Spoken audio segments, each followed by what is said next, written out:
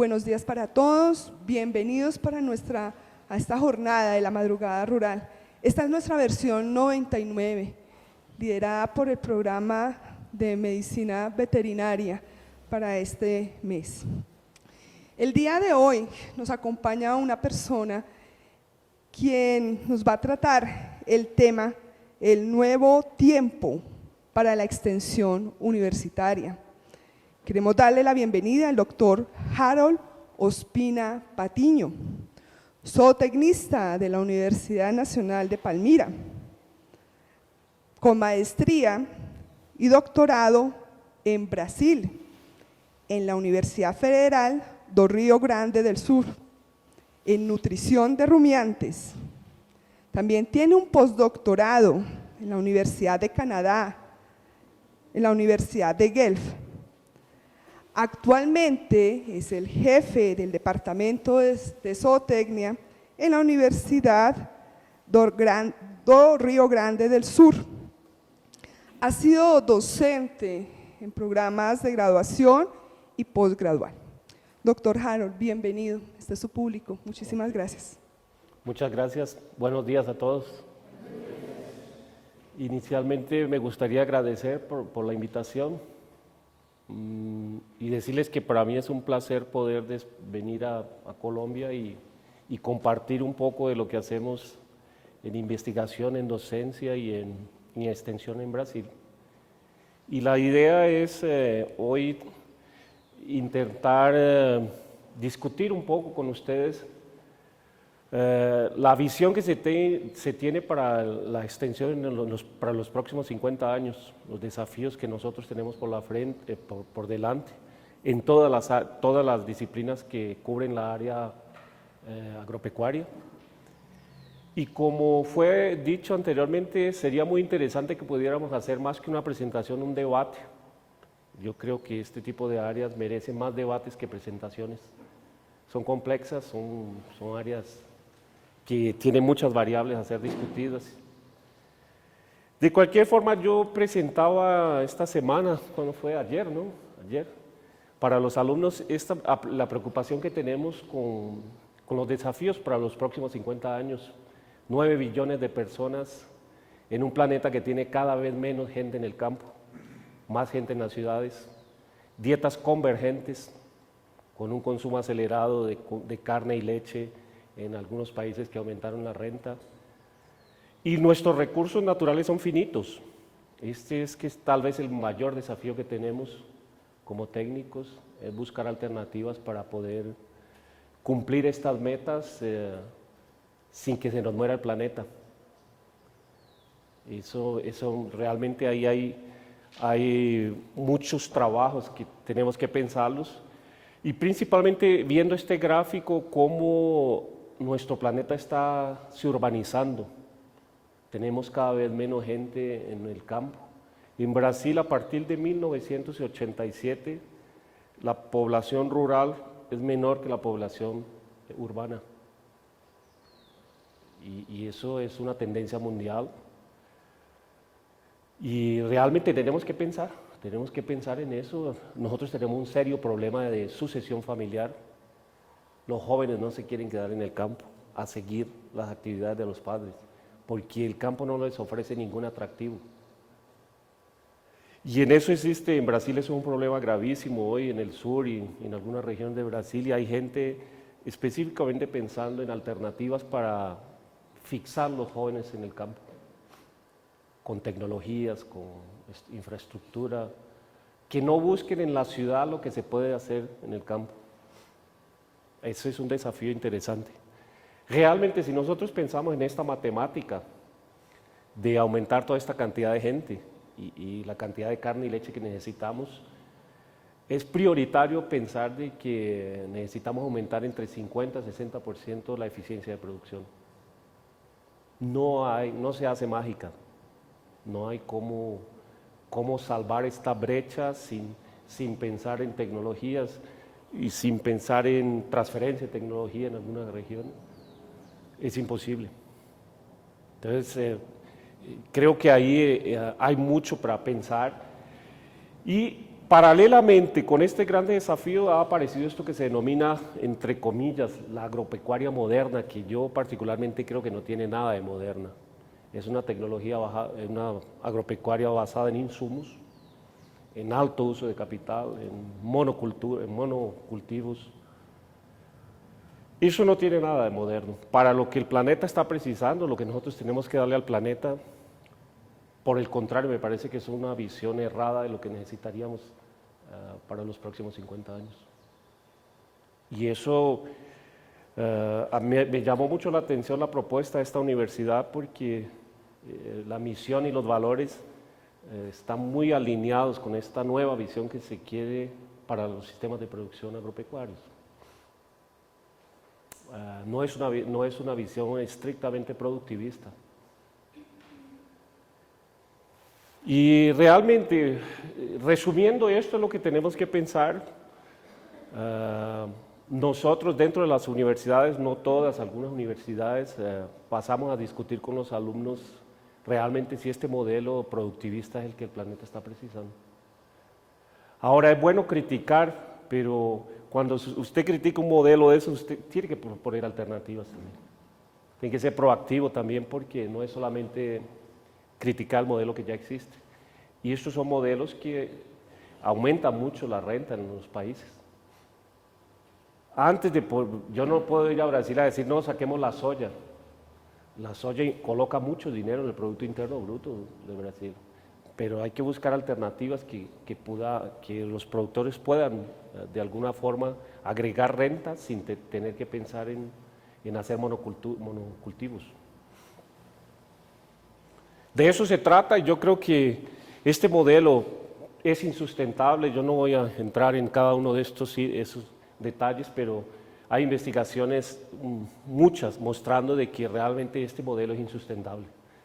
Nosotros no podemos seguir en esa carrera loca de uso de insumos y de utilización de recursos naturales de la forma que lo estamos haciendo. Eso nos va a llevar al caos. Entonces, hay que buscarle alternativas a esto. Y yo creo que, del punto de vista de la extensión, con una visión ontológica, nosotros, el modelo que mejor, la visión que mejor nos caería sería una visión holística, con una visión epistemológica objetiva. Eso es lo que nos permitiría encuadrar estos sistemas de producción que estamos buscando dentro de lo que el planeta quiere, que sería esta posición aquí, una visión epistemológica objetiva y una visión ontológica holística, donde todos los componentes, el planeta, la economía y la población, están interlazados, están unidos. Esto es lo que el agrobusiness hace hoy. Esta es la visión del agrobusiness. Profit es el punto clave, es el punto que está siempre buscando, pero los otros componentes son dejados de lado. No les interesa mucho qué pase con el planeta. Y yo creo que nosotros tenemos que mudar eso. Para el futuro de nuestras generaciones tenemos que buscar Esto es lo que hace un investigador. Coloca a todos en la misma línea y básicamente lo que busca es tecnología. Pero no le da, no trabaja de forma integrada. Y esto es lo que hace la cultura. Algunos grupos ecológicos que trabajan más sobre el humano sobre que los otros componentes. No que esté totalmente errado, pero yo creo que esta visión holística de abordar todos los componentes de forma integrada es lo que estamos necesitando en este momento. Y eso vale mucho para los alumnos. Uno de los grandes problemas que tenemos en la educación es que nos convertimos en meros loros de repasar conceptos, tanto los profesores como los alumnos, a copiar recetas, a intentar colocar modelos de otros países en situaciones donde no han sido analizadas los procesos, Y yo les recomiendo, eso les decía a los alumnos, este libro es muy interesante, La hipótesis Gaia del Dr. Lovelock. Es una visión integrada del planeta, el planeta está vivo Y todas esas locuras de mudanza climática que están ocurriendo es porque él está respondiendo frente a las agresiones que le hemos hecho durante tanto tiempo. Y el planeta está vivo. Esa es la hipótesis de él. Es muy interesante para quien quiera tener una idea. Nosotros esta semana hablamos con los alumnos sobre resiliencia, la sustentabilidad, los principios de la sustentabilidad y principalmente sobre lo que son sistemas resilientes. Y eso es lo que estamos buscando hoy, sistemas que soporten el shock, un shock cualquier shock que incida sobre estos sistemas y que busque nuevos estados de equilibrio. Estos son sistemas resilientes y hemos perdido la resiliencia. Cada vez que aumentamos la productividad o colocamos estos sistemas a producir más, los sacamos de la área de resiliencia. Eso significa cada vez que tener que usar más insumos químicos, cada vez más estar más preocupados con las alteraciones de agua, de clima, porque les sacamos los sistemas de los estados de equilibrio natural. Y yo les pregunto a los estudiantes, ¿será que los profesores estamos abordando a profundidad la resiliencia en las tecnologías que les estamos repasando, les estamos pasando? ¿Será que hay una preocupación en eso? Si lo que nos decían en la universidad es que tenemos que producir y producir y producir. Cuanto más mejor, pero eso en sistemas biológicos esa ecuación no funciona. Eso es la matemática de los economistas. Los sistemas ecológicos funcionan de otra forma. Y realmente esto es un concepto importantísimo hoy, la resiliencia socioecológica, y eso es lo que podrá garantizar nuestra vida en el planeta de forma sustentable. Buscar que el planeta se equilibre, encuentre los nuevos estados de equilibrio y pase a trabajar como anteriormente trabajaba, de forma sustentable.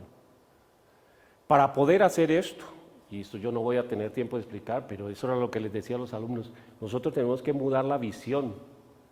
Es no pensar tanto en producir, es enriquecer biológicamente los sistemas. Es la única forma de ganar resiliencia.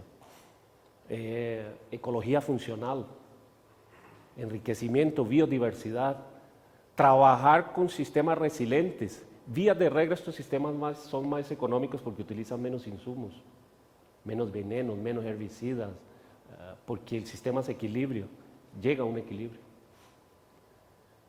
Ahora eso significa tener que mudar el chip, tenemos que mudar el chip de la cabeza, cambiar esa visión productivista por una visión más holística, más integradora de conocimientos.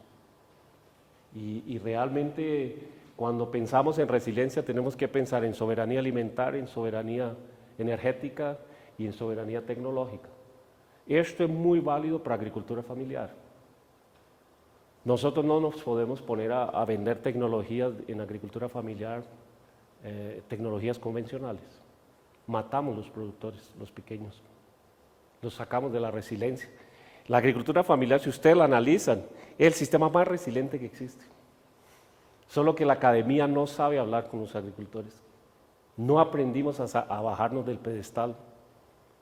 Y la agricultura familiar tiene un saber propio.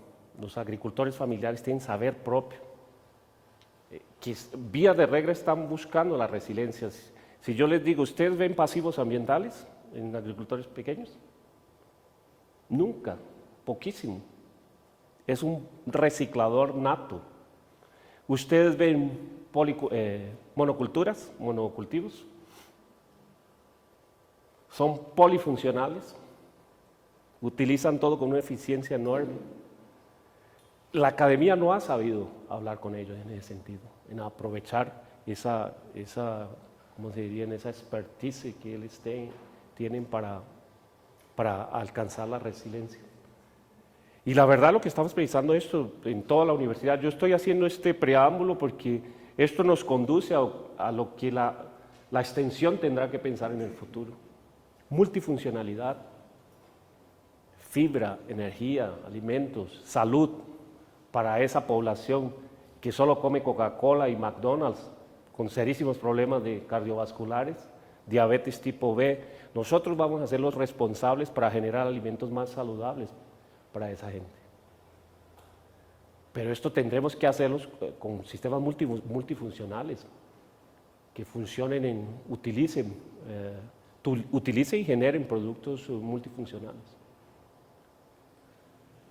Y realmente esto, la idea es esta, rehabilitar la funcionalidad biológica de los sistemas productivos, enriquecer biológicamente los sistemas productivos para aumentar la resiliencia de ellos. Naturalmente nos conducen a enriquecer el suelo, y eso, hablando con la profe también llegamos a ese, la estructura del edificio productivo que tenemos la hacemos sobre el suelo. Si no tenemos suelo no tenemos nada.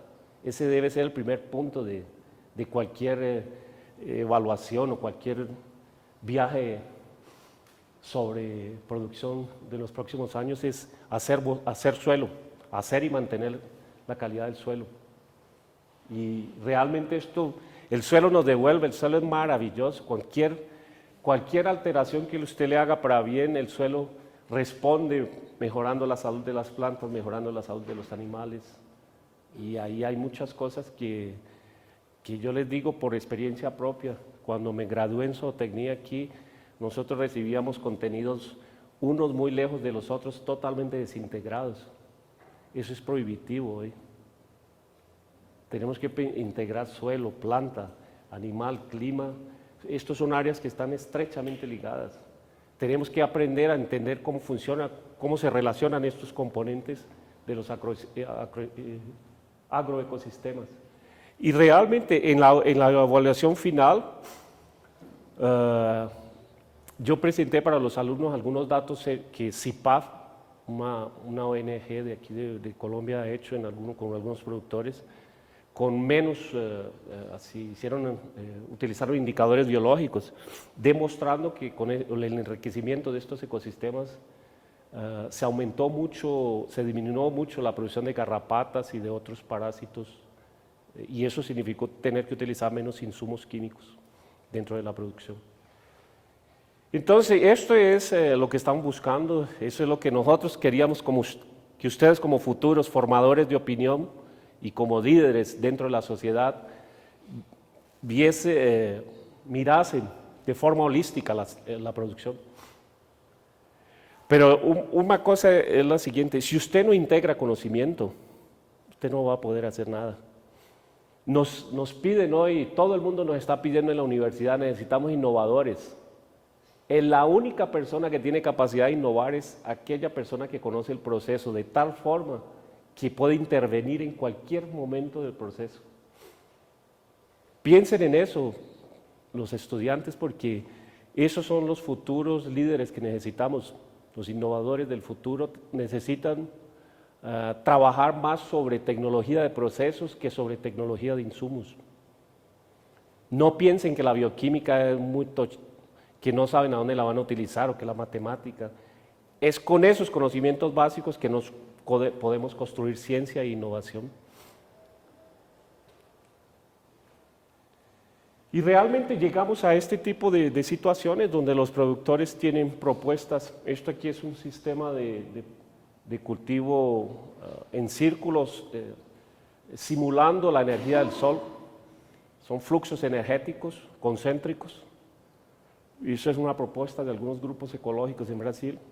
Son huertas circulares donde la energía irradia del centro para afuera y se trabaja toda la parte del suelo en ese sentido. Y claro, estas propuestas se hacen con una visión totalmente agroecológica.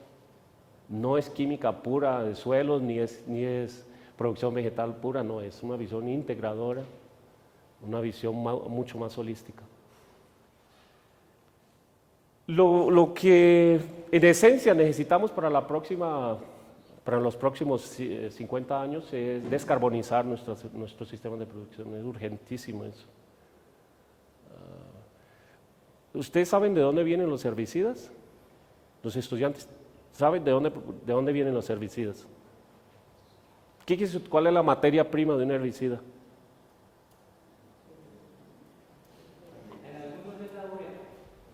¿De dónde viene la urea? Petróleo. Petróleo. Todas esas moléculas de una complejidad muy grande tienen como base el petróleo. Y eso nos cuesta energéticamente, no estamos carbonizando nuestro sistema, porque el petróleo, estamos sacando ese carbono de la tierra y lo estamos trayendo para la atmósfera. Y eso es lo que significa descarbonizar nuestras economías. Y nosotros podemos sustituir esa descarbonización con otras alternativas. Hay alternativas viables. Y aquí hay algunas de ellas. Siembra directa en paja, no sé si se hace aquí en Colombia, planteo directo, árboles, sistemas agro-silvopastoriles, aquí biodigestores, mejoramiento de pasturas y ajuste de carga, árboles, florestas y rhizobium, fijación biológica de nitrógeno, para no tener que utilizar urea, enriquecer el suelo biológicamente. Esas son alternativas que realmente existen, ¿no? Poco utilizadas muchas veces, porque nos vende ese paquete de altos insumos. Hay muchos intereses en ese proceso todo, entonces realmente tenemos que pensar bien cómo podemos hacerlo. Rápidamente, algunas alternativas de los sistemas de producción del futuro. Nosotros en la universidad, dentro de mi grupo de investigación, estamos trabajando en ahora ella le decía que probablemente ella va a tener que trabajar con eso, selección de animales más eficientes, animales que coman poco y produzcan igual. Eso es residual feed intake en inglés, consumo alimentar residual, y trabajar sobre mejoramiento genético de este tipo de animales, seleccionar animales más eficientes. Se ha observado que cuanto más come un rumiante, más metano él produce, hay una correlación lineal positiva. Entonces, la idea es buscar estos animales que producen menos metano también. Y animales también se está trabajando en Brasil sobre selección para menos animales tolerantes a garrapata. DEP, garrapata, diferencia esperada en la progenie, se selecciona animales a favor de animales más resistentes a la garrapata. Esas son alternativas. Lo que quiero mostrarles es la cantidad de alternativas que tenemos dentro de una visión ya no tan productivista. Y esto aquí también. Yo, por ejemplo, estoy utilizando la hoja de yuca para controlar parásitos internos en ovinos. Un muchacho, un colombiano, fue a hacer maestría conmigo y evaluamos la hoja de yuca. El ácido cianhídrico tiene un efecto de controlar el crecimiento, destruye la cutícula de algunos parásitos internos y nos controló muy bien. Yo no digo que totalmente, pero nos ayudó a bajar el número de dosificaciones de antihelmínticos. Entonces, esas son alternativas que en la academia las podemos evaluar y realmente como les digo, lo que necesitamos en la producción animal es incluir un poco la filosofía de agroecología. Pero no piensen como muchas veces uno tiene que escuchar que la agroecología es simplemente cambiar insumos o formulitas de productos, entre comillas, biológicos. La ecología es mucho más que eso. Es una ciencia súper profunda que intenta conocer todas las relaciones de los sistemas, cómo se relacionan los componentes de un ecosistema. Y en la medida de lo posible, colocarle valores a estas relaciones, entender un poco mejor. Por ejemplo, eso que hablábamos con la profe, el nitrógeno. Yo estuve aquí hace unos años visitando en Ubaté unas propiedades de leche. El día que llegué se habían muerto 5 vacas. Y le preguntaba al tipo, ¿qué le hacía? No, cada vez que las vacas salen del potrero yo le coloco urea en quicuyo. El quicuyo es una especie que viene de África, de las montañas de África. Y naturalmente él se adaptó a esas condiciones de baja luminosidad, entonces él es un retenedor de nitrato. Naturalmente él retiene nitrato, porque él se adaptó a esa cosa. Es una adaptación natural del quicuyo. Imagínense usted ese pasto adaptando nitrato y usted le coloca cargas de urea. Entonces realmente estos son visiones que hay que, a través de la agroecología, colocarle números, entender cómo funcionan. Yo creo que la academia tiene un papel fundamental en eso ahí. Intentar entender esas relaciones y cuantificarlas de alguna forma. Lo que no es, para mí es claro eso hoy, yo les digo que yo estoy haciendo reingeniería porque me formé en la escuela productivista y yo estoy haciendo reingeniería interna para sacarme un poco de clavos que sabía que estaban oxidados. Yo no le veo otro futuro al planeta sino sistemas resilientes. Para mí la producción del futuro tiene que ser resiliente. Y yo estoy pensando en mis nietos, en las próximas generaciones. Eso nos coloca como profesionales una serie de desafíos con ética, y no solo ética profesional, ética humana. ¿Qué estoy haciendo como persona para trabajar sobre la salud del planeta? ¿Hay alguna disciplina de esa aquí? ¿Estamos pensando esto en la academia? Esas son preguntas que son provocaciones, la verdad, que nosotros ya no las hemos hecho. ¿Hasta qué punto somos tan éticos de discutir estas cuestiones sin que nos cause algún malestar? Nos mueven el piso, ¿no?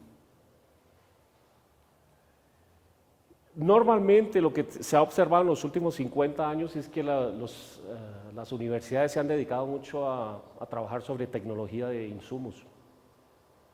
Y lo que nosotros estamos precisando hoy es tecnología de procesos. Realmente eso es fundamental. Yo no quiero decir que la tecnología de insumos no tenga que ser abordada, ser evaluada y utilizada, pero se le da mucho énfasis a eso. Y las personas no conocen. Nosotros sacamos de las universidades vendedores de venenos. Y a las empresas les encantan nuestros alumnos, que son buenos vendedores de venenos. Pero estamos necesitando otra cosa. El planeta está necesitando gente integradora, que entre lo humano, que analice todo el proceso, conocer los procesos. Al final de cuentas, la ecuación matemática es la sumatoria de esos tres componentes: procesos, insumos y tecnología de información. Ahí es donde entramos como extensionistas, trabajar sobre la tecnología de información. Realmente esto es lo que necesitamos hacer mayor énfasis en esto, en las entradas, en los procesos naturales, y conociendo estos procesos naturales podemos, ¿cómo se dice?, intervenirlos en cualquier momento, disminuyendo las entradas, o sea, los insumos, y disminuyendo las salidas también, los coproductos del proceso. Menos impacto ambiental, mejor calidad de producto, buscando productos que la población humana quiere. Nosotros claramente sabemos hoy que necesitamos pasar este mensaje para los alumnos. Integradores, ustedes tienen que convertir en integradores de conocimiento en todas las áreas que ustedes aborden, porque esto es lo que nos garantiza la relación con la sociedad. Esto es lo que nos permite vender con cierta seguridad nuestro trabajo como zootecnistas, como veterinarios y como agrónomos. ¿Qué estamos haciendo para ponerles en la mesa productos que realmente impacten para bien la salud, que tengan poco impacto ambiental y que sean baratos en la medida de lo posible? Y eso realmente es un desafío interesante, porque es cómo buscar ese canal de comunicación con la sociedad, cómo relacionarnos con la sociedad para que ella entienda lo que estamos haciendo. Hoy les digo, hay una crítica severa a ese modelo productivista, severísima. Hay mucha gente preocupada con eso, dispuesta a pagar más por los productos que sean producidos dentro de otros sistemas, dispuestas a pagar. En la medida que la capacidad de renta les permite, ellos están dispuestos a pagar. Nosotros tenemos un trabajo de extensión fuerte con la comunidad. Este evento, en la próxima semana yo estoy organizando esto Es un segundo seminario de búfalos que lo hacemos en la universidad con productores de búfalos. Ellos ponen la temática, ellos hacemos una discusión para definir cuáles son los temas que les interesan, buscamos los conferencistas y la universidad les presta toda la infraestructura. Eso nos ha funcionado muy bien y realmente esto es lo que nos parece que la universidad tiene que abrir las puertas. Nosotros tenemos que hacer universidad extramuros. Muchas veces la universidad está muy lejos de los productores. Nos parece que hay una brecha de comunicación fuertísima entre pequeños productores principalmente y la universidad. Hacemos investigaciones tan altas que traerlas para el mundo real es imposible. ¿Y hasta qué punto esas investigaciones van a traer algún lucro para la sociedad o algún beneficio? No sé, depende, también hay buenos trabajos científicos básicos, pero lo que decíamos esta semana, 70% de las tesis nunca salen de la universidad, ni son leídas. La educación es cara hoy, hacer educación superior es caro en un país, principalmente países pobres. Nosotros tenemos que pensar seriamente cómo es que estamos gastando ese dinero. Si realmente el foco, definir claramente el foco. Bueno, resumiendo es esto aquí, nosotros tenemos aquí en la base todo nuestro conocimiento. Ustedes como alumnos reciben toda esta inyección de conocimiento. Muchas veces el profesor entra en la clase de aula y simplemente larga todo. Integren ustedes. Él tendría que hacer eso. Ese es un desafío para nosotros como profesores. Nosotros somos los que debemos de iniciar este proceso de integración de conocimiento. Y esa es una discusión fuerte. Si ustedes ven los currículos de la mayoría de las universidades de nuestras, son totalmente desligados. Yo soy profesor de una disciplina del primer semestre, que es Fundamentos de Zootecnia. Cuando los alumnos entran, yo los recibo. Bueno, yo hice así, no hago pruebas, yo soy contra pruebas, y eso me parece que es el mayor desperdicio de una universidad, de gastar tiempo en corregir pruebas sin hacer pruebas. Nosotros estamos muy lejos. Los alumnos vienen a las universidades a estudiar para tirar A5, 6 en la prueba, no sé cuál es la escala que ustedes utilizan, pero no vienen a aprender. Nosotros necesitamos que ustedes aprendan y que apliquen y que lleven esto para la sociedad, no que venga a hacer pruebas, a prepararse para hacer pruebas. Esos son repetidores de conocimiento, estos no son innovadores.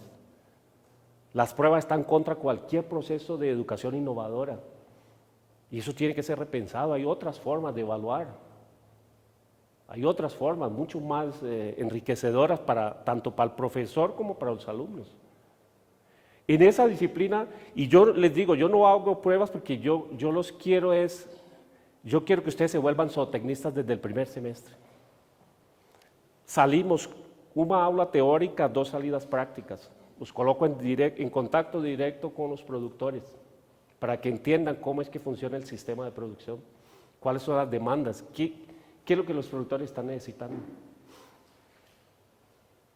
Y me parece que esto es lo que esta integración, traer estos conocimientos básicos con las áreas paralelas de gestión, de la parte de agronegocio, de impacto ambiental, y pensar en cuál es la ecoeficiencia que estamos necesitando en los futuros, los sistemas ecoeficientes que necesitamos para el futuro, que agreguen renta, que mejoren la calidad de vida de los productores, que podamos colocar carne y leche de buena calidad en la mesa.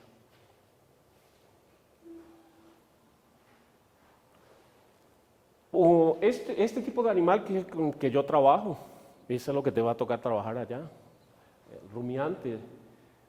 Nosotros tenemos serios problemas con estos animales porque nos castigan mucho porque somos los mayores productores de metano del planeta, 15% del metano producido en el planeta.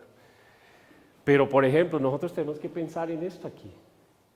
Este animal más o menos tiene 70% del peso de la vaca cuando es desmamado. O sea que él sale de la teta de la madre y se va directo para un sistema de terminación. Yo no tengo categorías intermediarias y lo mato con 24 meses. Entonces yo tengo un giro muy rápido en la propiedad. Y realmente esto se puede hacer tanto en pequeña, en media o en grande escala. Pero hay tecnologías para hacer esto aquí, trabajar con pasturas de baja calidad. Estas son las novillas nuestras de la estación experimental. Estas novillas todas paren con 24 meses, las preñamos con 14 meses. ¿Y por qué? Porque estamos interesados en que el giro tiene que ser rápido. Y sin muchos insumos, solo pasto y algunos insumos esenciales.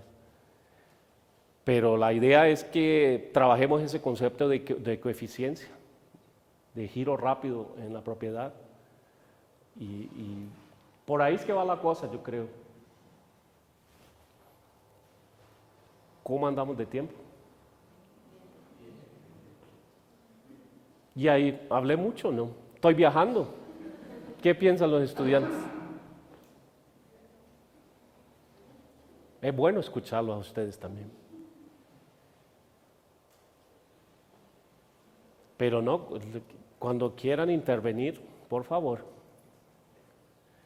Bueno, dentro de estos componentes, yo quería detenerme un poco en la justicia, uno de los componentes de los pilares básicos de la sustentabilidad, que está relacionado con la distribución e inclusión social, porque ahí me parece que tenemos un campo para la extensión muy fuerte y creo que esa va a ser la extensión del futuro, es trabajar sobre este componente de la sustentabilidad. Y pensando en que tenemos mucha gente abajo de la línea de miseria, tenemos 1 billón de personas pasando fome en África y tenemos alimento almacenado en Europa. El problema no es producción, el problema es distribución de alimentos para el planeta. Entonces, realmente, ¿cuál es la nueva agricultura o agropecuaria que necesitamos? Realmente, como está colocado ahí, es una agricultura de integración, resiliente, que busque resiliencia, que recicle. Todas esas características que están colocadas aquí, que hace pocos insumos externos, que se preocupe con la conservación y mejoramiento de los recursos naturales. Eso es lo que, en teoría, el extensionista del futuro va a tener que manejar estos componentes. Va a tener que, de alguna forma, conocer e integrar cada uno de estos componentes para proponer soluciones para los pequeños. Yo hablo mucho de los pequeños porque tengo claro de que los grandes tienen cómo. Eso no necesitan asistencia. Pero muchos de los pequeños no son asistidos. No sé cómo es la asistencia aquí en Colombia. Nosotros tenemos un servicio de extensión muy fuerte en Brasil. Por la estructura que tenemos de producción, yo voy a mostrar los datos. Entonces, eso ha hecho que la extensión sea muy fuerte en algunas regiones, yo diría que en todo Brasil. Desafortunadamente, con esa caída de la Dilma, ella había creado un ministerio de extensión, una agencia nacional de extensión rural que coordinara toda la extensión dentro del país, pero esa fue una de las primeras que le cortaron la cabeza. Y eso hay una discusión fuerte porque eso va a perjudicar mucha agricultura familiar en Brasil. Pero esto es lo que me parece que es una ruta de colisión, hacer coincidir productividad con ecología, conciliar esos contenidos que aparentemente son contradictorios. Pero nosotros tenemos muy buenos ejemplos de gente que ha conseguido hacer esa conciliación con tremendos ganancias socioeconómicas. Integrar la producción familiar al mercado sin afectar las especificidades locales. Yo no puedo poner a producir carne de cualquier cosa a una comunidad que nunca produció carne. Eso es respetar las especificidades locales, respetar el conocimiento local, trabajar sobre lo que los productores saben hacer mejor. Y yo coloco ese punto porque yo ya tuve muchos problemas. Muchos estudiantes y técnicos salen de las universidades queriendo implantar modelos que ellos tienen en la cabeza, pero nunca estudiaron el modelo que se utiliza donde van a ir. Eso es crítico porque usted hace el choque directo. Y ahí es que los productores, ahí viene ese doctorcito de la universidad a decirnos qué tenemos que hacer. Es por eso que ocurre, porque no se respeta la especificidad local. No se creen los conocimientos que ellos tienen. Y esta transición, nosotros tenemos estos actores, los agricultores, ellos son actores de este proceso y son actores muy sabios y tal vez por eso es que me encantó tanto la propuesta de esta universidad de extensión, porque de alguna forma nosotros en este tipo de universidades la relación con ellos debe ser muy fuerte. Eso es fundamental en quien quiere hacer extensiones, conocer los actores y respetarlos.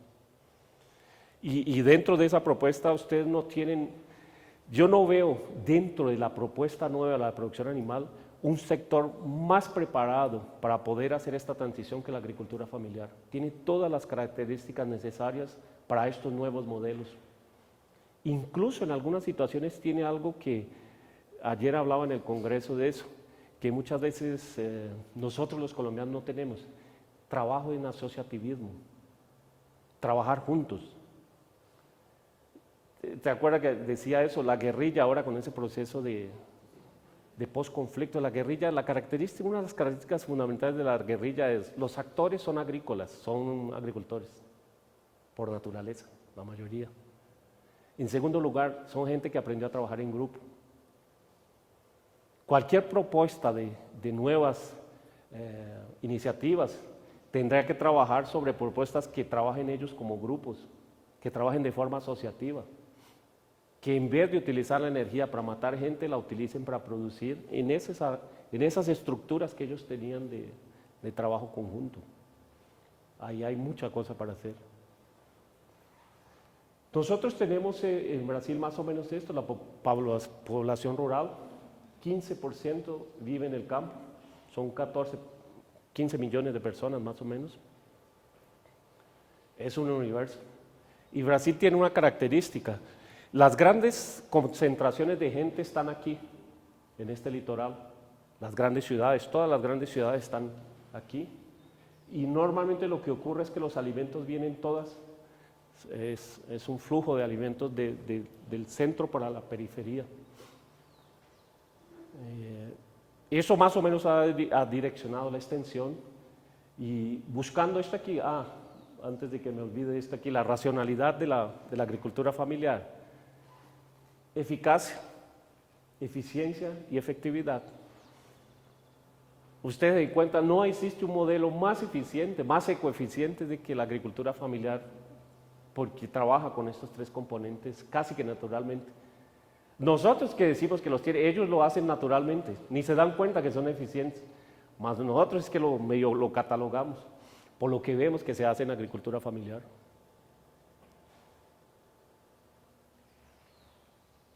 Yo les pregunto, ¿y la universidad está preparada para estos retos?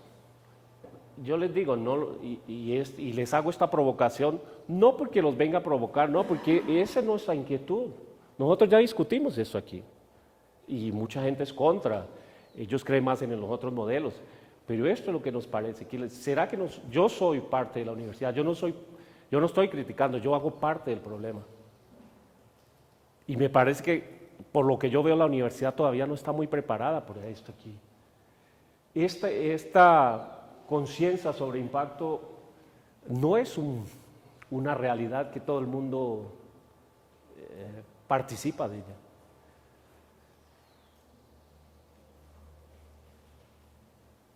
Se valoriza mucho la tecnología de insumos.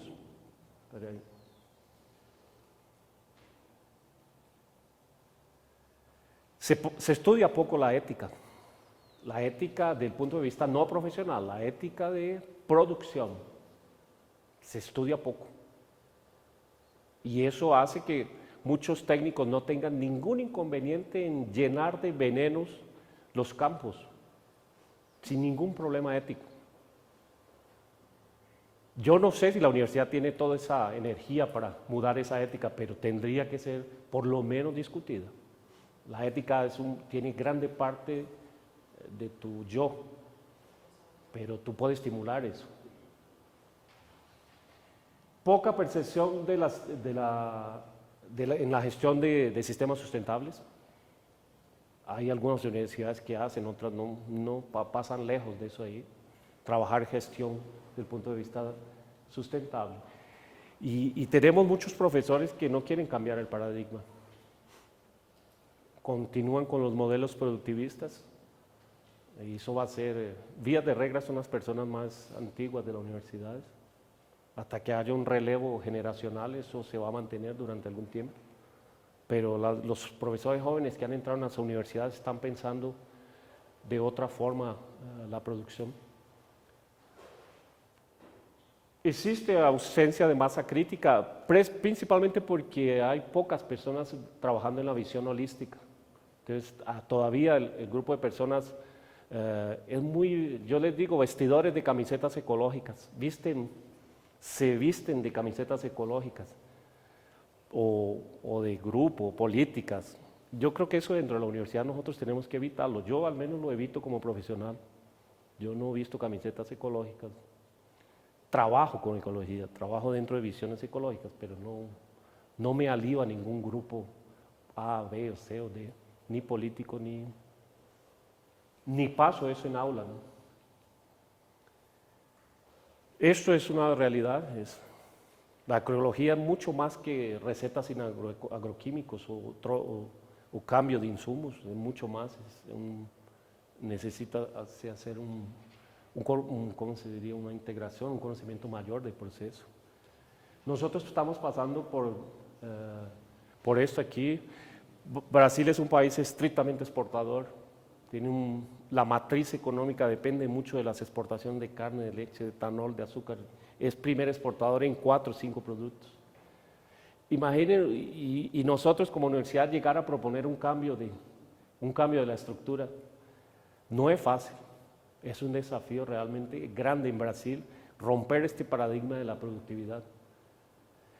¿Por qué se ha avanzado mucho en la discusión? Porque hay áreas dentro de Brasil que están comprometidas. En Brasil, en Sao Paulo, hay regiones que tienen el lençol freático totalmente comprometido por la deposición de vinaza, el residuo de la fabricación de etanol. Estamos con esa soya, ¿conoce esa soya modificada, no? Ahí usted puede poner los herbicidas que quiera, pero esto está causando una pérdida de biodiversidad vegetal tremenda, está matando especies. Y claro, ¿qué ocurre? De 2 en 2 años aparecen plagas incontrolables. ¿Por qué? Porque se acabó la biología funcional, la funcionalidad biológica se acabó y ahí aparecen de 2 en 2 años plagas que no las mata nada, pérdidas de 30-40% en rendimiento.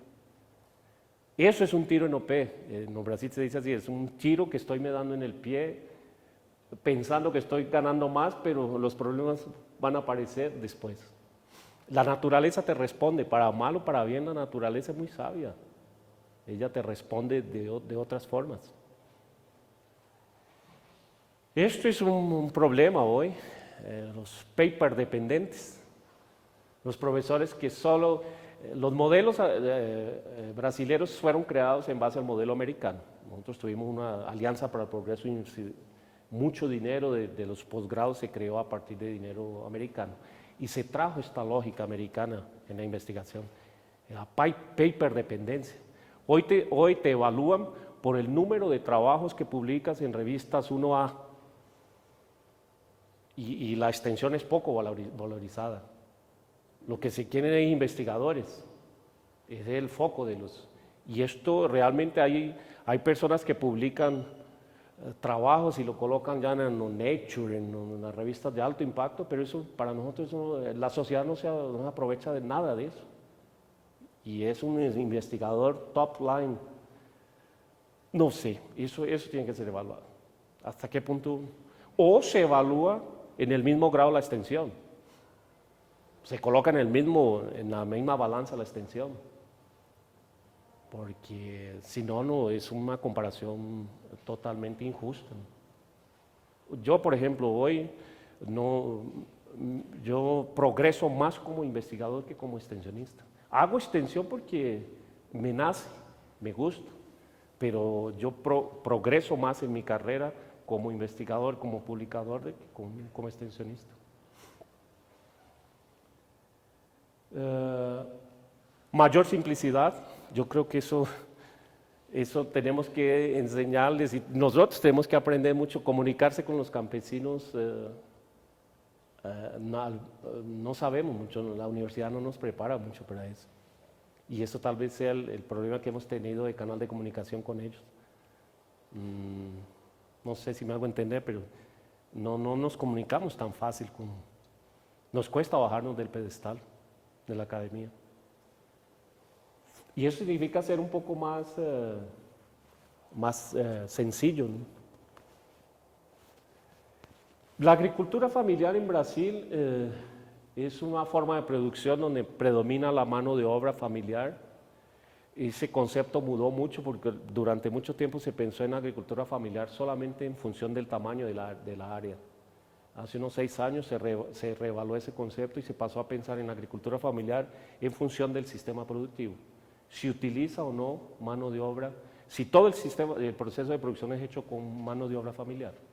Eso es lo que se denomina hoy agricultura familiar. Y existe un límite máximo, son 4 módulos fiscales, que aquí creo que les llaman así también, módulos de agricultura familiar. Arriba de eso ya no son... ¿Y eso por qué? Porque eso tiene líneas de proyectos del gobierno, de dinero barato que el gobierno le da si los productores son agricultores familiares. Entonces, realmente esto es gestión familiar, unidades productivas menores de 4 unidades fiscales, mano de obra familiar, control total sobre los medios de producción. Y esto es una definición muy interesante. Antes de ser un sistema de vida, de un sistema productivo, es un sistema de vida, una forma de vida. Eso es muy importante.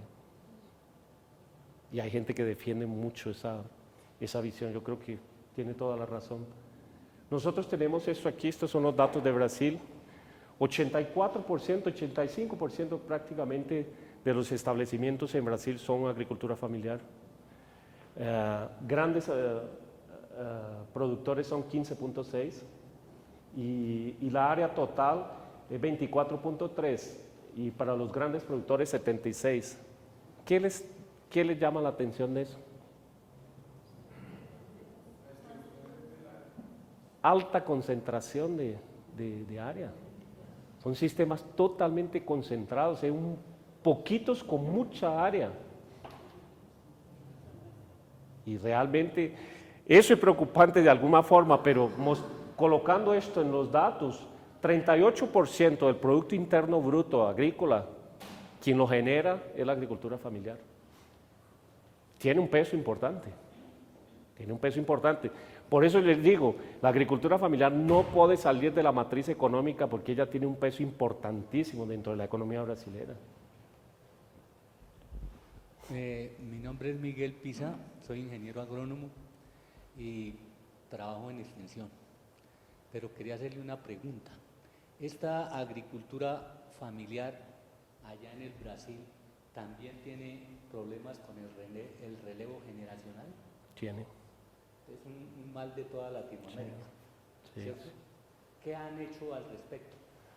Hay algunas iniciativas de las cooperativas, algunas cooperativas que están trabajando sobre eso, incentivando implantación de agroindustrias y que los jóvenes participen de la implantación de agroindustrias para fijarlos en las ciudades pequeñas en el interior.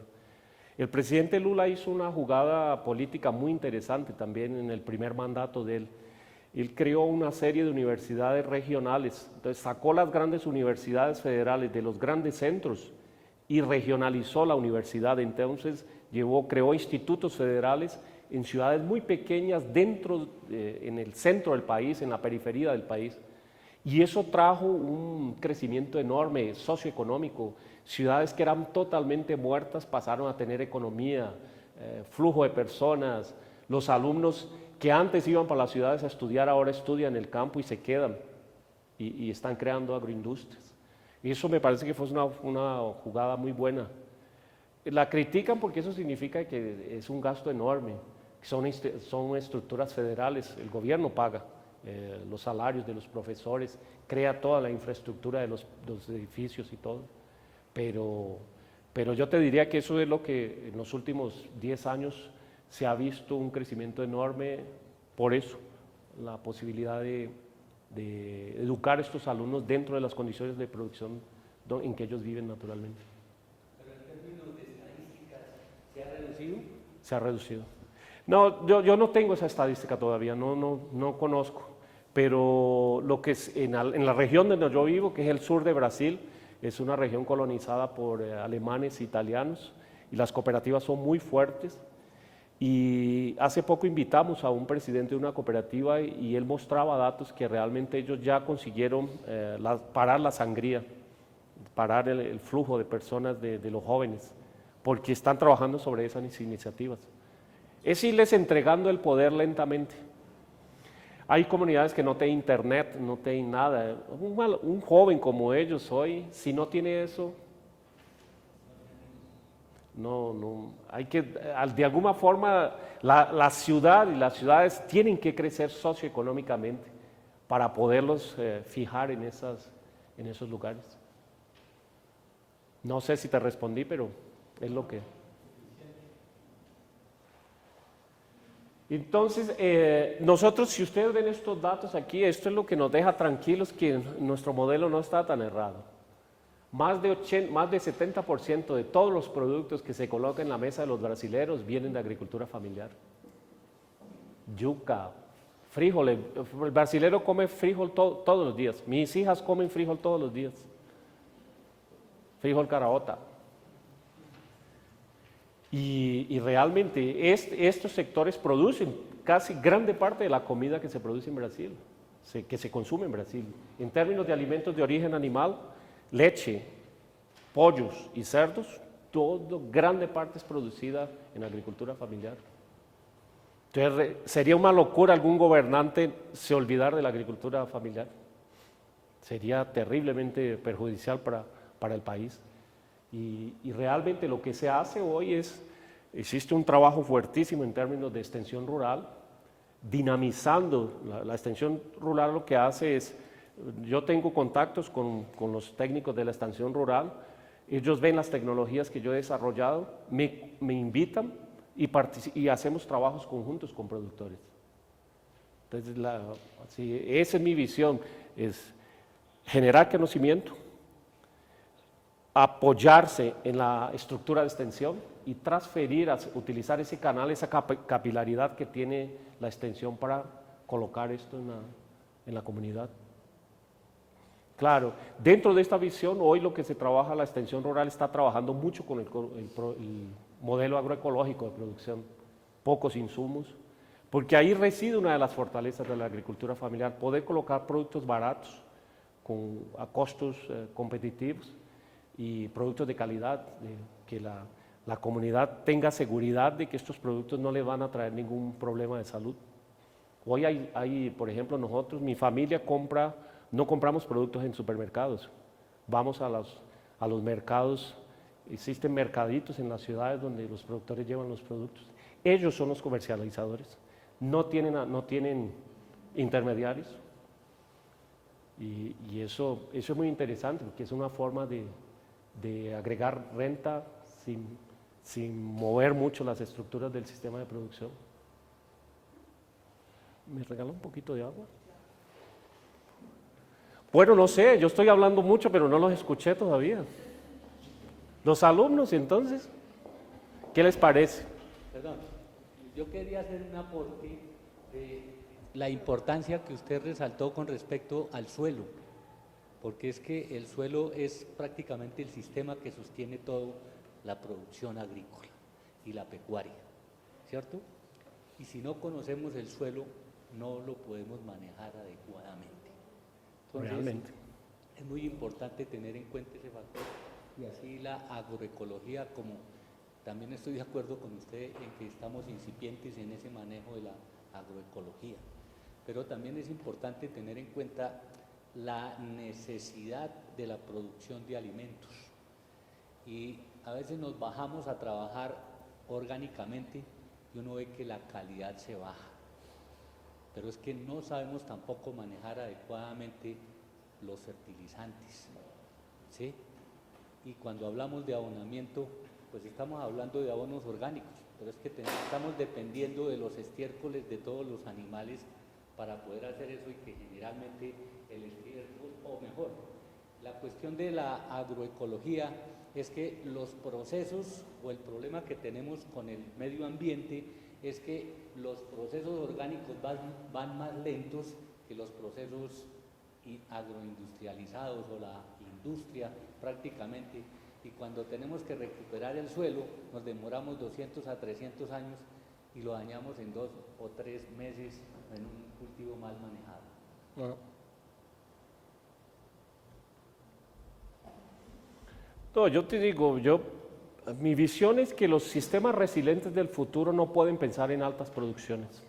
Nosotros vamos a tener que, si queremos resiliencia, tenemos que bajar un poco, dejar ese modelo productivista al lado y pensar en otro, en niveles de producción compatibles con un sistema que se quiere regenerar. Cada vez que usted enloquece el suelo con locuras de insumos y de abonos, se demora el suelo porque el suelo se demora a responder. ¿Por qué? Porque es un sistema ecológico y no trabaja con la ley de maximización. Olvídense, yo les digo a los alumnos, olvídense de ley de maximizar productos. Naturaleza no trabaja con procesos de maximización. Las curvas son cuadráticas, no son lineares. Lo que hace un sistema ecológico es optimizar el uso de insumos. Un sistema ecológicamente resiliente no acumula nada, recicla. Y eso significa trabajar no con cantidades, como usted habló, exceso de abonos. Nosotros vemos eso en ruminantes, exceso de minerales. Nos perjudica el ambiente ruminal, que es un ambiente ecológico. ¿Por qué? Porque trabajamos con cantidades. Tenemos que trabajar es con relación de nutrientes. ¿Cómo optimizar el rumen o el sistema con lo que él tiene? Para eso necesitamos integradores. No es con un cuadrado de Pearson que usted hace eso. No es con A más B, 1 más 1 es igual a 2. En ecología eso no es verdad. 1 más 1 no es igual a 2. Pero aquí real.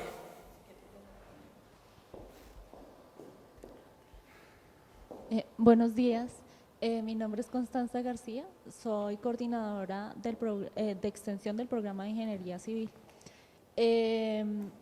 Yo tengo pues digamos que una inquietud respecto al tema en cuanto a los incentivos. ¿El gobierno de Brasil tiene algún programa de incentivos para los pequeños agricultores o agricultores familiares? Y la otra inquietud es sobre el tema de la infraestructura para la movilización y comercialización de sus productos directos. Te voy a mostrar ahora, en las próximas láminas va a aparecer eso. Sí, hay programas del gobierno específicos para eso. No te respondo ahora porque te los voy a mostrar. Buenos días, mi nombre es Claudia Toro y soy la vicerrectora de extensión de Uniagraria. Bueno, se me ocurren como al menos 5 temas sobre los que me gustaría que siguiéramos conversando, solamente profundizando. Pensando en el tiempo, pero como 2 cosas que me parecen para priorizar. La primera es esta idea de que en las universidades, lo hemos visto en distintos espacios de las redes de extensión. Hay una red que se llama RELACER, que es la red latinoamericana de extensión rural. Hay una red de universidades aquí que trabaja el tema de extensión. Hay una red que está conformando la FAO con instituciones. La plataforma. Para el tema de extensión rural también.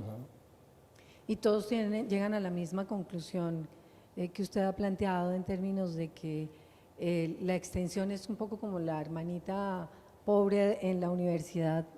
Esta institución, la nuestra, tiene una característica muy interesante y es que por la persona que está en la rectoría, que además es fundador de la institución, que fue el director de extensión de la Caja Agraria en el país, pues la extensión tiene un nivel distinto.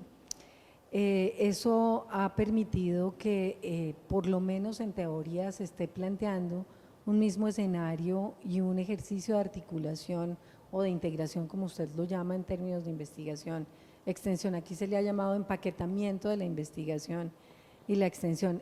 No es fácil, porque justamente los criterios que el país y las otras instituciones tienen para ubicar los roles de estos dos actores pues son completamente distintos. Colciencias, que es digamos nuestro rector en el tema de ciencia y tecnología, pues claramente clasifica los procesos de investigación, mientras que el tema de apropiación social del conocimiento es un indicador de otros 20. Y entonces existe, digamos, ese ejercicio. Sin embargo, creo que esta idea de que las universidades empiecen desde la perspectiva ética, desde la perspectiva de los retos que el mundo nos está poniendo a la academia, creo que las universidades tienen que empezar a pedir que esa diferencia, digamos, se disminuya y que pueda reconocerse ese espacio de extensión. Es como el primer tema, y sería interesante que si tenemos tiempo pudiéramos contarle eso cómo opera, porque no es fácil, pero No, no hay es todo un fácil. ejercicio de implementación en la institución que ha sido muy bien reconocido en estos espacios de redes que hemos planteado. Yo así, el final de la presentación voy a presentar la universidad nuestra y lo que estamos haciendo. Nosotros tenemos una prorrectoría de extensión, tenemos la rectoría y hay varias prorrectorías de investigación, de extensión, y hay un prorrector que maneja toda la extensión en la universidad. Qué interesante que pudiéramos hacer algún ejercicio de intercambio ahí. Y el segundo tema tiene que ver con la concentración al final o en este momento de su exposición en el tema de agricultura familiar. Ahí también tenemos algunas, esfuerzos de pensar y acompañar el tema. Seguramente ya los profes de extensión le han compartido la idea nuestra de los centros de investigación, innovación social y transferencia tecnológica, y la sistematización que estamos haciendo del trabajo con los pequeños productores, que también valdría la pena, digamos, abrir como un espacio de intercambio con esas dos experiencias. Interesante.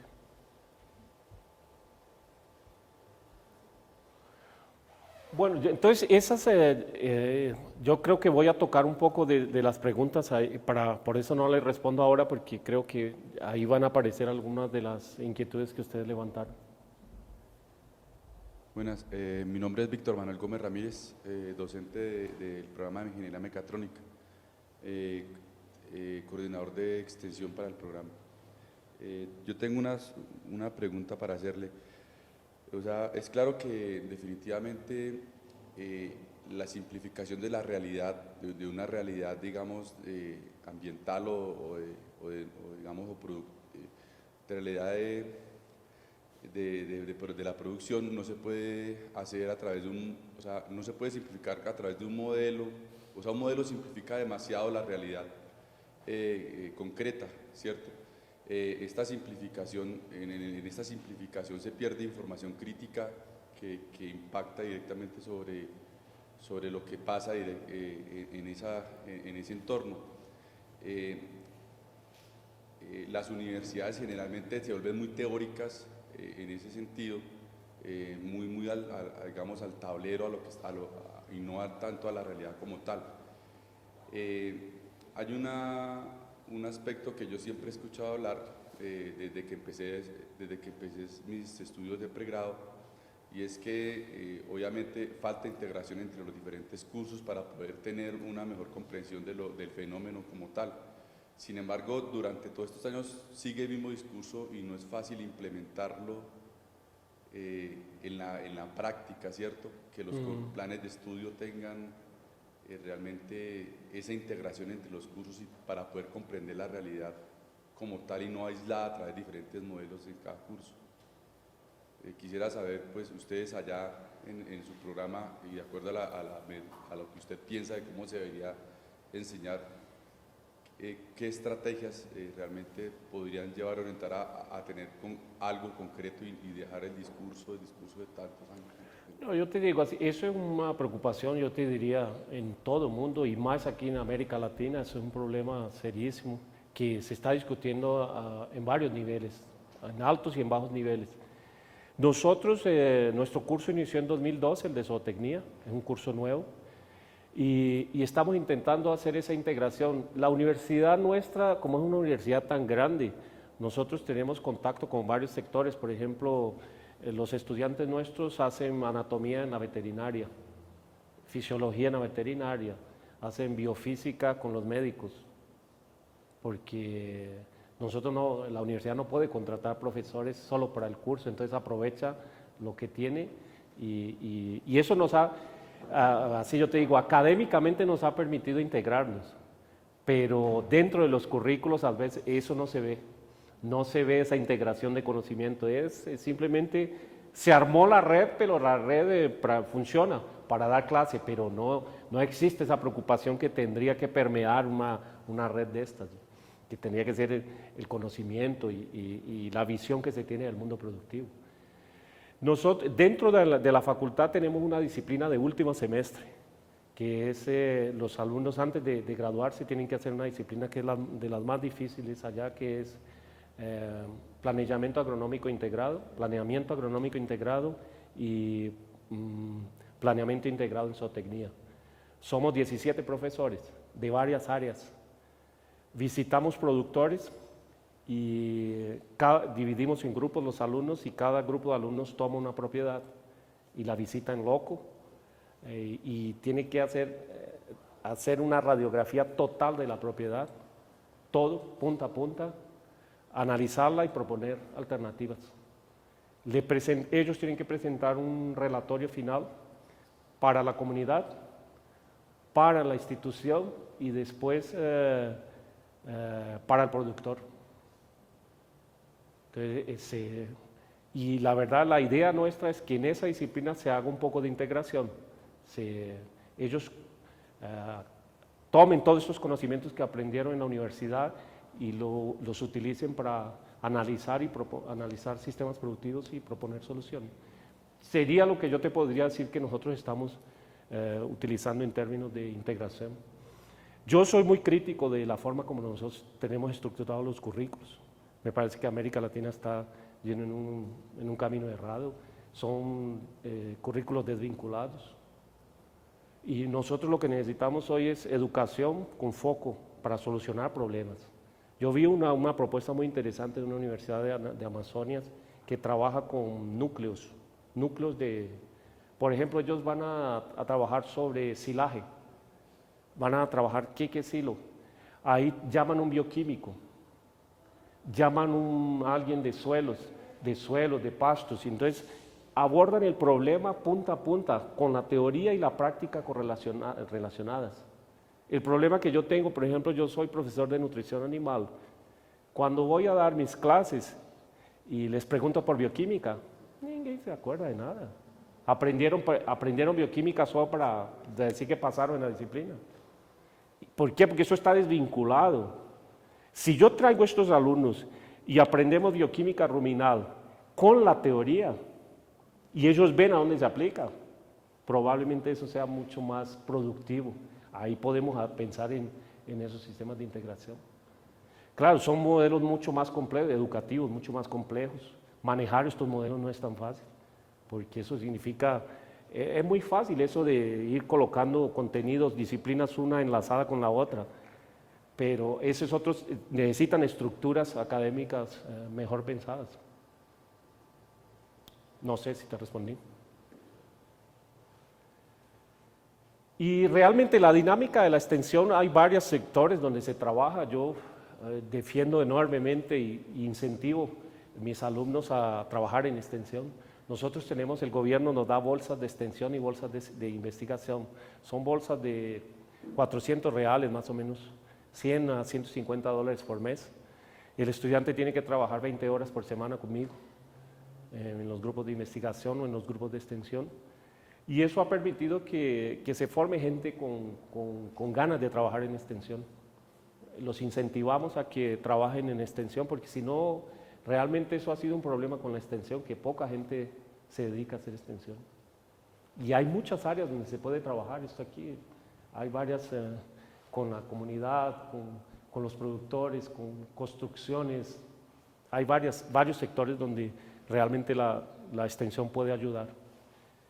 Nosotros tenemos una extensión muy fuerte, son 5.359 municipios, Brasil es muy grande. Cada estado tiene sus órganos de extensión, las EMATERs. ¿Cómo es? EMATER es? Me olvidé ahora. Es un instituto del gobierno que está dedicado a hacer extensión. Y eso existe en cada uno de los estados. El Ministerio de Agricultura de Brasil tiene una de las secretarías, Ministerio de Desenvolvimiento Agrario, que ahí abajo de ese ministerio está toda la parte de extensión. Entonces realmente es muy fuerte esto aquí. Se trabaja con varios tipos de productores, con negros, con indios, con mujeres. La extensión, así se hace extensión en territorios.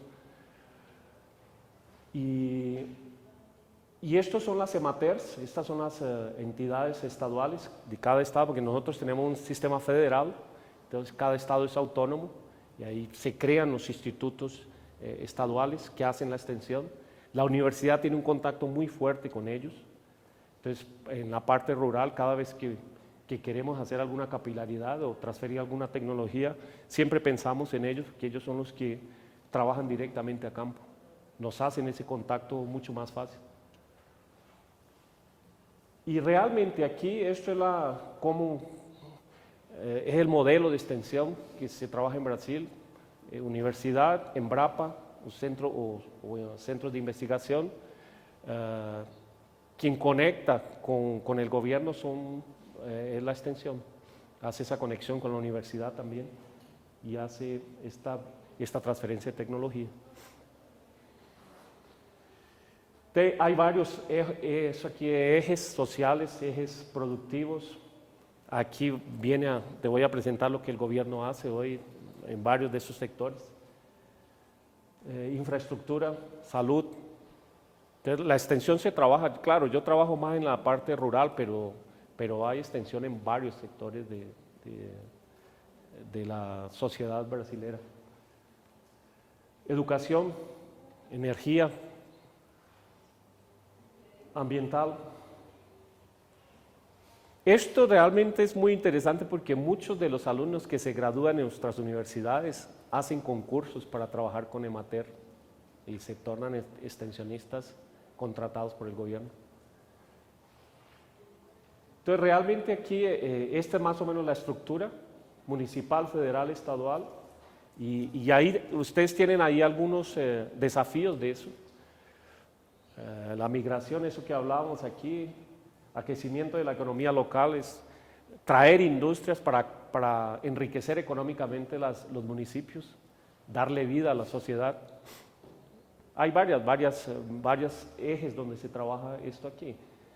Aquí ustedes ven, esto es aplicación de PRONAF. PRONAF es un programa nacional de apoyo a la agricultura familiar. Son recursos que el gobierno, a través del Ministerio de Agricultura, disponibiliza para agricultores familiares con intereses muy bajos. Y aquí están los pronafiados, que son atendidos. ATER pública es asistencia técnica y extensión rural. Son ATER públicos u otras.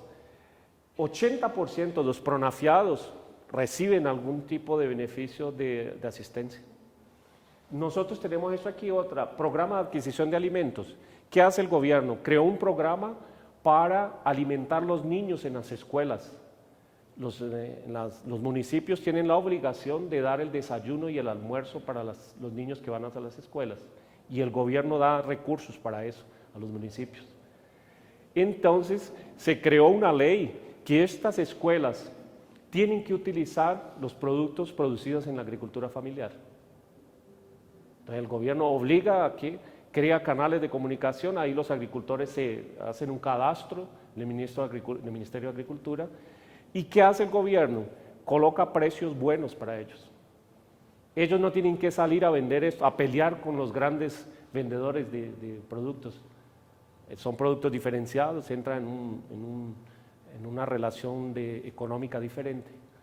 Estos del PRONAF, con ATER son 62%, o sea, los que están cubiertos por la extensión son 62%.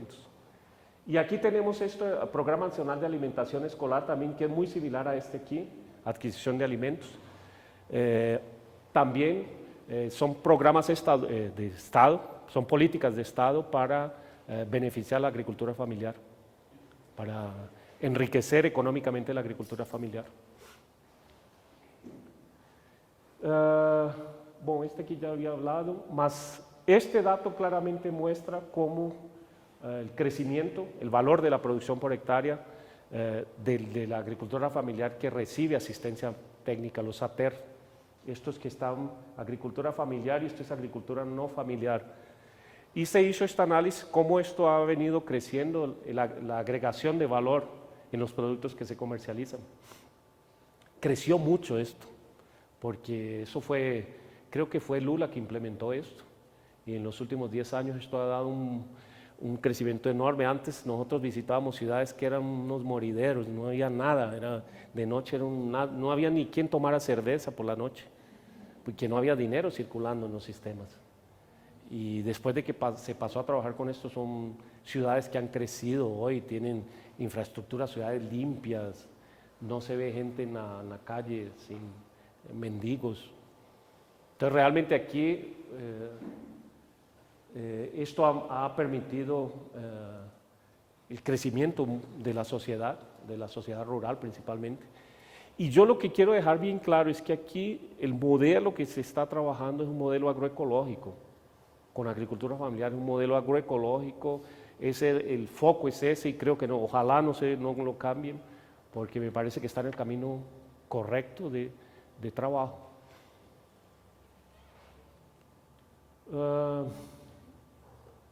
Pues aquí ya lo había presentado anteriormente.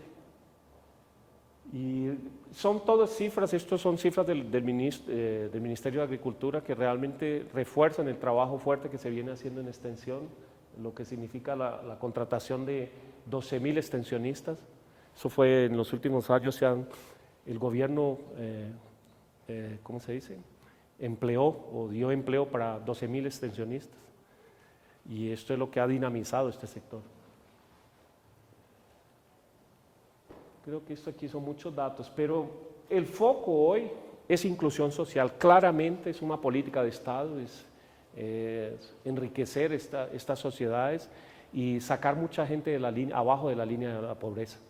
Yo vivo en una región rica de Brasil, yo vivo en una región más desarrollada de Brasil, pero el norte de Brasil es una pobreza, es miseria en muchas regiones. Había mucha gente que nunca había tomado leche en la vida. Y realmente ahí se ha hecho un trabajo maravilloso utilizando el Ministerio de Agricultura, todos estos programas y defendiendo economías locales. Hoy claramente, no sé si aquí en Colombia, pero hoy se trabaja en ciclos cortos. La idea es trabajar en ciclos cortos, en sistemas cortos que se denominan internacionalmente, no transportar productos. La idea es enriquecimiento local y comercialización local para no tener que transportar productos, no quemar combustible para hacer esto ahí. Esos son ciclos cortos hoy y realmente eso va a ser el futuro para la extensión y para el desarrollo socioeconómico del rural. Este programa fue la presidenta Dilma que lo creó, Brasil sin miseria. Siguiendo los pasos de Lula, ella lo escaló, lo aumentó, y la idea es esto aquí, inclusión productiva, tanto rural como urbana. De la misma forma, aumentar renta, mejorar las condiciones de vida de las personas, de calidad de vida de las personas, y es un programa que ha dado unos resultados fantásticos, porque todos estos programas de compras públicas y privadas, el gobierno crea las políticas de Estado.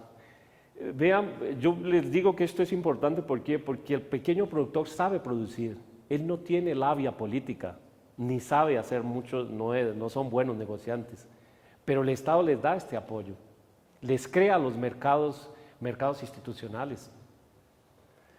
compra productos públicos o les crea los mecanismos para hacer canales de comercialización a través de la industria, de la iniciativa privada. Y regula los precios. Eso es fundamental. Entonces, eso es lo que ha permitido trabajar todos estos programas, enriqueciendo a los productores. Yo no sé si esto existe aquí en Brasil, pero estos son programas que son los municipios. ¿Qué hace el gobierno? El gobierno central de Brasilia le da un recurso para los municipios,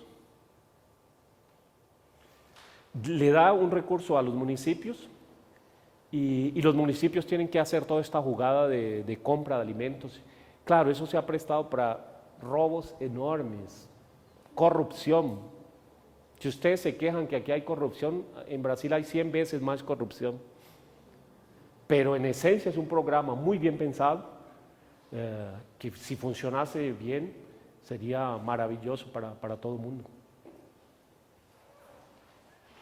Esto es lo que te digo, inclusiones de producción productiva rural, fomento, ATER, fomento y semillas campesinas, semillas, hay un proyecto específico de recuperar nuestros cultivares de maíz, por ejemplo. Nosotros, todos los indios, nosotros éramos los dueños, el patrimonio genético del maíz era nuestro, ahora tenemos que comprar híbridos, todos, de grandes multinacionales. Y hoy existe un programa de recuperación de semillas indígenas, un programa de gobierno para recuperar estas semillas. Y hay gente encargada de hacer esto. Productores que son pagos solamente para recuperar semillas, para crear bancos genéticos de biodiversidad. Bueno, me llamaron, ya me dieron la tarjeta amarilla. Y lo que yo les quería preguntar es, ¿cómo andamos en estas informaciones en Colombia? Yo, por acaso, ayer, yo no sé si ustedes vieron, apareció un reportaje en El Tiempo, este aquí, de la UPRA, el uso del suelo en Colombia. Y aparecen unos datos muy interesantes sobre la estructura fundiaria y sobre el uso del suelo en Colombia. Entré en la página y vi esto, es la UPRA, fue un órgano creado por Santos, creo, ¿no? Para hacer esta evaluación del uso del suelo. Y ellos trabajan sobre todos estos vectores de conocimiento. Y realmente lo que me llamó es esto aquí, cómo la ganadería está trabajando en áreas que no son aptas para eso. Yo creo que si uno piensa en extensión aquí en Colombia, tenía que primero venir a esto aquí y saber crear el canal a donde podemos trabajar, porque esto es súper preocupante. La locura que tenemos, y claro, ¿qué aparece cuando se hace esta comparación entre lo que tenemos o mejor, el potencial y lo que estamos haciendo? Aparece la desconformidad, todos los rojos que aparecen en el mapa aquí. Todos estos son áreas que están conflictivos, en desconformidad. Y yo creo que ahí sí, ahí tendríamos que pensar la extensión del punto de vista de buscar alternativas y llevar alternativas para sacar estos rojos del mapa. Me parece que eso sería súper interesante. Bueno, antes que nos saquen a todos tarjeta amarilla. En Colombia, ustedes tienen ley de agricultura familiar. Por eso es que pueden tener esa política de proveedurías locales, porque partieron de una ley. La tiene Argentina, la tienen ustedes. Nosotros no tenemos ley de agricultura familiar. Por eso. Nosotros estamos saliendo de un censo que nos reflejó una situación X en el país que realmente sobre la que hay que trabajar, pero en relación a la agricultura familiar ni siquiera hay un concepto claro, está dividido. Hay un grupo que piensa como ustedes, que es mirar la agricultura con la agricultura familiar en un contexto no solo económico, sino también social, cultural, y hay otros que quieren mirarlo como empresarios, pequeños empresarios. Por lo tanto, el sentido de esta corriente no es más que la productividad a cualquier precio. Esto es una realidad que tiene Colombia. No hay un registro, aquí no hay un registro de agricultura familiar. Aquí hay un registro de propietarios o tenedores de tierra con más o menos hectáreas. Y también es bastante deficiente porque en Colombia casi el 40% de los que aparecen como propietarios en los registros son tenedores precarios que ni siquiera sus propiedades sirven. Muchos han guardado documentos debajo del colchón y la verdad que el día que los saquen del colchón no tienen nada, solo el sueño de haberse creído propietario. Pero eso es una realidad que tiene Colombia. Colombia no tiene una política clara alrededor de la agricultura familiar con esa concepción que tienen ustedes. Claro. Pero ¿cuál es? Yo le voy a preguntar ahora a usted, ¿cuánto sostenible es ese concepto de agricultura familiar que está sustentado, en el caso de Brasil, ustedes los tienen sustentados a base de política pública, es decir, con una fuerza del Estado, cuando a ustedes hasta la presidenta la quieren sacar y según las informaciones ni han podido demostrarle corrupción, sino otras cosas. ¿Esto cómo lo van a sustentar? Este trabajo de extensión que refleja una política de Estado, bien, aquí en Colombia no hay nada de eso, pero ustedes que sí la tienen, ¿será sustentable? Yo te digo que sí porque, como te comenté, la agricultura familiar es tan importante, independiente del partido político que esté en el poder, es tan importante el papel que esa agricultura familiar tiene en la matriz económica, que independiente del partido político que entre, no puede simplemente sacar estos programas sociales. Estos programas sociales ya hacen parte de la estructura del Ministerio de Agricultura, porque ellos son súper importantes. Esto significa tener cohesión social en el campo y tener seguridad alimentar, porque si esta agricultura familiar de alguna forma es detonada, como diría, o mejor, es insustentable, esto va a ocasionar serísimos problemas de falta de comida en las ciudades, por la importancia que tienen dentro de la generación de productos para consumo en las ciudades. Entonces, esa es mi visión. Yo no creo que esto sea una preocupación, porque no depende de partidos políticos, es una estructura fortísima, y eso realmente, esa es mi visión, no me preocuparía mucho en ese sentido. Todos a la derecha brasilera, todos los partidos de centro izquierda, saben que no se puede mover mucho, no se puede hacer alteraciones muy grandes en estas políticas porque causarían problemas graves. Yo quisiera sumar un poco a esa reflexión como la mirada de lo que pasa en Colombia. Lo hemos escuchado en todas partes, claramente son los predios familiares, los pequeños predios, los que primero alimentan el país y segundo, los que son más eficientes en ese orden de ideas. Pero además, si no se ha acabado y si ha sido sostenible en un país como el nuestro, que no solamente tiene un problema en relación con la política pública y, digamos, el conflicto con las grandes producciones, sino en un contexto de violencia como en el que se han tenido que desarrollar. Yo pensaba mientras usted hablaba, y agradezco la participación de Tere en ese sentido, y es que nosotros sí tenemos mucho que aprender.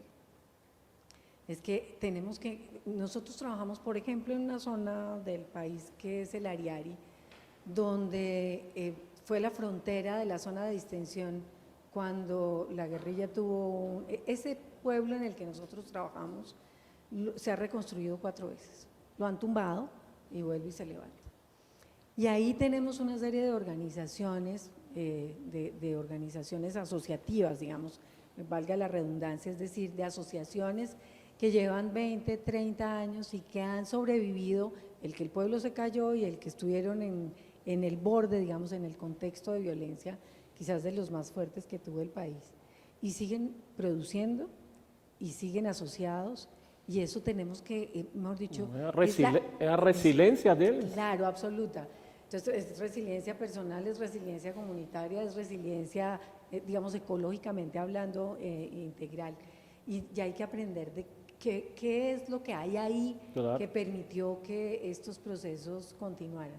Nosotros estamos lejos de poder tener ni una política pública en esa perspectiva.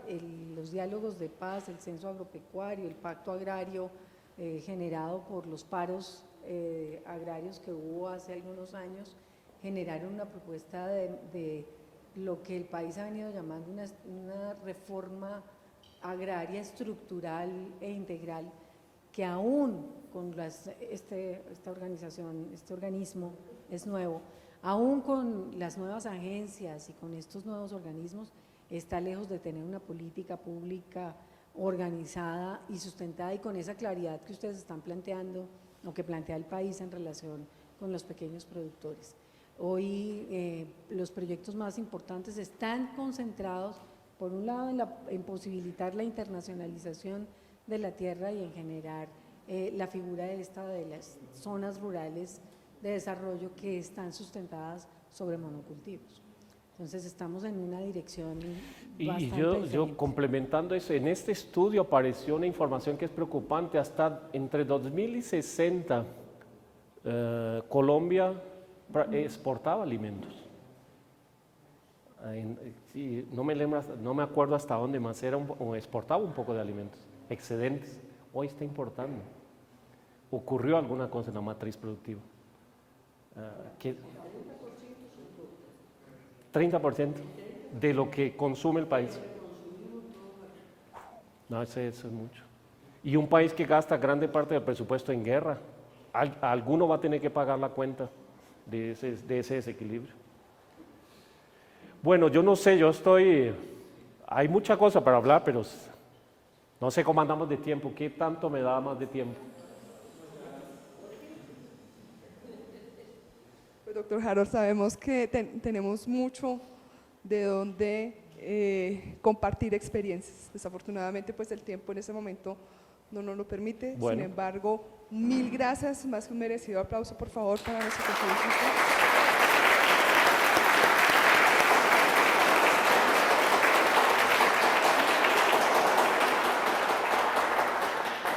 Doctor Harold, está a su casa, bienvenido. Muchas y gracias. a todos ustedes les recordamos nuestra próxima jornada, el próximo miércoles a las 7 de la mañana. Muchísimas gracias a cada uno y deseándoles un muy buen día.